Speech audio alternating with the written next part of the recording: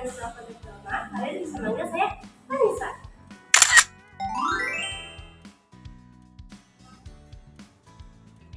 Halo, perkenalkan nama saya Linda Flora Francisca Banuria. Kamu bisa memanggil saya Linda.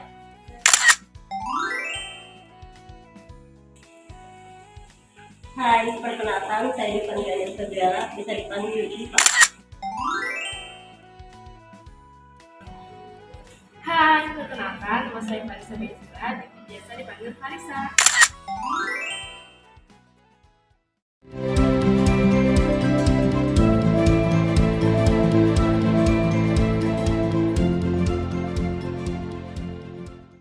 Halo, Assalamualaikum warahmatullahi wabarakatuh. Kami dari kelompok 3, kelas manajemen S1 akan mempresentasikan tugas mata kuliah pengantar manajemen, yaitu studi kasus PT Garuda Indonesia. Pertama, latar belakang PT Garuda Indonesia. PT Garuda Indonesia Persero Tbk didirikan pada tanggal 26 Januari 1949. PT Garuda Indonesia merupakan maskapai penerbangan nasional Indonesia yang melayani penerbangan domestik dan internasional. Maskapai ini memiliki sejarah panjang dan telah menjadi ikon penting bagi Indonesia.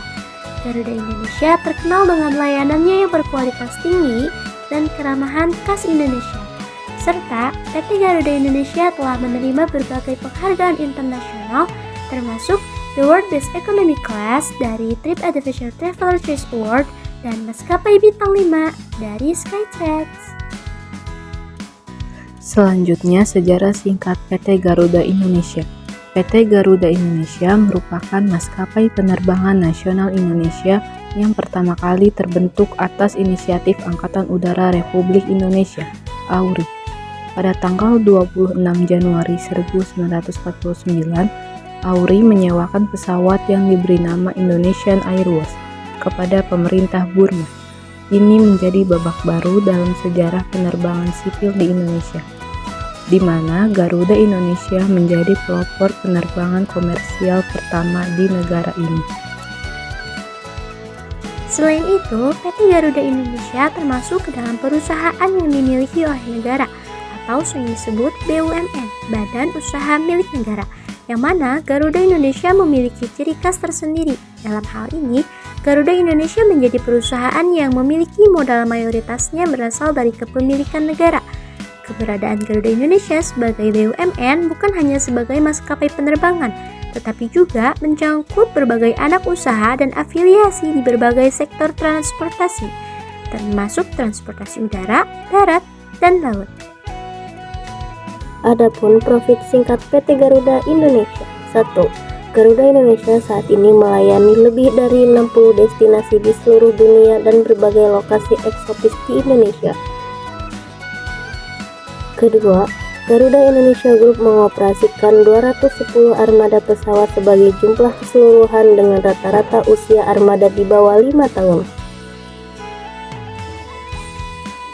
Ketiga, selain itu, Garuda Indonesia juga meraih The Best Airline in Indonesia selama 4 tahun berturut-turut sejak 2017 sampai 2020. Selanjutnya, visi dan misi PT Garuda Indonesia. Visi menjadi perusahaan penerbangan yang handal dengan menawarkan layanan yang berkualitas pada masyarakat dan dunia menggunakan keramahan Indonesia. Misi sebagai perusahaan penerbangan pembawa bendera bangsa Indonesia yang mempromosikan Indonesia kepada dunia guna menunjang pembangunan ekonomi nasional dan memberikan pelayanan yang profesional. Sistem produk PT Garuda Indonesia. Berikut merupakan inti dari sistem produk PT Garuda Indonesia. Yang pertama, penjualan tiket penumpang. Ini mencakup berbagai kelas tiket seperti ekonomi, bisnis, dan kelas utama, yang melayani berbagai anggaran dan kebutuhan perjalanan. Yang kedua, jaringan penerbangan. Garuda Indonesia menawarkan jaringan penerbangan domestik dan internasional yang menghubungkan penumpang ke berbagai tujuan. Yang ketiga, pengalaman di dalam pesawat. Hal ini mencakup layanan dalam pesawat seperti makanan, minuman, sistem hiburan, dan kenyamanan kabin. yang semuanya dirancang untuk memberikan pengalaman perjalanan yang menyenangkan. SWOT analisis PT Garuda Indonesia. Strength. PT Garuda Indonesia memiliki beberapa kekuatan seperti reputasi, baik sebagai maskapai penerbangan nasional Indonesia, jaringan penerbangan yang luas, dan layanan pelanggan yang baik. Weakness. Beberapa kelemahan yang dimiliki oleh PT Garuda Indonesia antara lain biaya operasional yang tinggi, tingkat efisiensi yang masih perlu ditingkatkan, dan tingkat utang yang cukup besar. Opportunities. PT Garuda Indonesia memiliki peluang untuk memperluas jaringan penerbangan mereka, memanfaatkan teknologi baru untuk meningkatkan efisiensi dan memperkuat layanan mereka untuk meningkatkan kepuasan pelanggan. Threat. Beberapa ancaman yang dihadapi oleh PT Garuda Indonesia antara lain persaingan yang ketat dalam industri penerbangan, fluktuasi harga bahan bakar, dan perubahan regulasi pemerintah yang dapat mempengaruhi operasional mereka. Manajemen kasus. Kronologi kasus penyeludupan barang mewah oleh Garuda Indonesia. Pertama, Bea Cukai Bandara Insinyur Soekarno-Hatta melakukan pemeriksaan atas pesawat baru dari Garuda G49721 Airbus A330-900 yang ternyata pesawat tersebut terbang khusus untuk pengadaan Garuda dari Prancis ke Cengkareng masuk melalui JMF. Lalu, Direktorat Jenderal Bea Cukai menemukan beberapa koper dan 18 box warna coklat di lambung pesawat. Keseluruhan barang tersebut memiliki klaim tes sebagai bagasi penumpang. Lalu, Bea Cukai Bandara melakukan pemeriksaan lanjutan, ditemukan 15 koli atas nama SAS. Kotak tersebut berisi komponen Harley bekas dengan kondisi yang sudah terurai.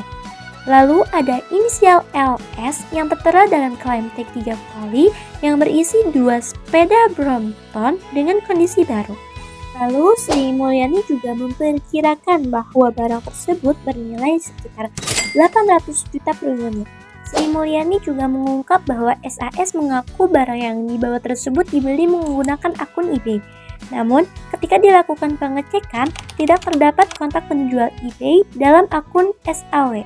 Lalu, dia pun menambahkan bahwa pihak Direktorat Jenderal Bea Cukai menemukan transaksi lain yang dibeli dan dibawa ke Indonesia, tetapi masih dalam proses penyelidikan terhadap motor awal.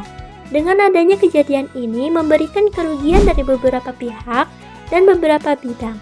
Dan setelah ditelusuri lebih lanjut lagi, memang benar adanya bahwa Direktur Utama atau petinggi-petinggi dari Garuda Indonesia ini merupakan oknum adanya perubahan tentang barang ini. Sehingga Menteri BUMN Erick Thohir memberhentikan Dirut PT Garuda Indonesia, yaitu I Gusti Ngurah Askara Dana Putra atau Ari Askara karena penyeludupan komponen Harley dan Davidson. Keputusan diberhentikannya oknum yang terjerat dalam kasus tersebut telah ditandatangani oleh Erick Thohir serta anggota Dewan Komisaris yang hadir, yang mencangkup Sahla Lumbanggal, Chairal Tanjung selaku komisaris, serta 3 komisaris independen, yakni Insmerda Lebang, Herbert Limpo P. Siahaan, dan Edi Purwantopo. Dan adapun jajaran direksi yang hadir pada saat pemaparan pemberhentian tersebut, yaitu PLT, Pelaksanaan Tugas, Direktur Utama Garuda, yang juga menjabat sebagai Direktur Keuangan dan Manajemen Risiko, yaitu Fuad Rizal, dan Direktur Niaga Fikri Ilham Kurniansyah.